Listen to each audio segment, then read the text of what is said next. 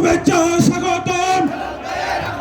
হেলাল ভাইয়ের আগমন শুভেচ্ছা। আজকের এই জনসমাবেশের সম্মানিত সভাপতি, আজকের অনুষ্ঠানের প্রধান অতিথি, টেকনাফ থেকে তেতুলিয়া, রূপসা থেকে পাতুরিয়া পর্যন্ত যে লোকটি সংগঠনের জন্য কাজ করে সারা বাংলাদেশে তারুণ্যের তরুণ নেতা হিসেবে স্বীকৃতি লাভ করেন, হাটহাজারী গর্বের দল বাংলাদেশ জাতীয় দল বিএনপি কেন্দ্রীয় নির্বাহী কমিটির সহ সাংগঠনিক সম্পাদক, বিএনপি মিডিয়া সেলের সদস্য, জননন্দিত জননেতা জনাব ব্যারিস্টার মীর মোহাম্মদ, আমাদের সকলের প্রিয় নেতা ব্যারিস্টার মীর মোহাম্মদ হেলালুলের নেতৃত্বে আগামী জাতীয় সংসদ নির্বাচনে কালো শীষের মার্কার ভোট দিয়ে ওনাকে সংসদ সদস্য হিসেবে নির্বাচিত করার জন্য সকলের প্রতি আমি সবিনয় অনুরোধ জানিয়ে আমার বক্তব্য শেষ করছি।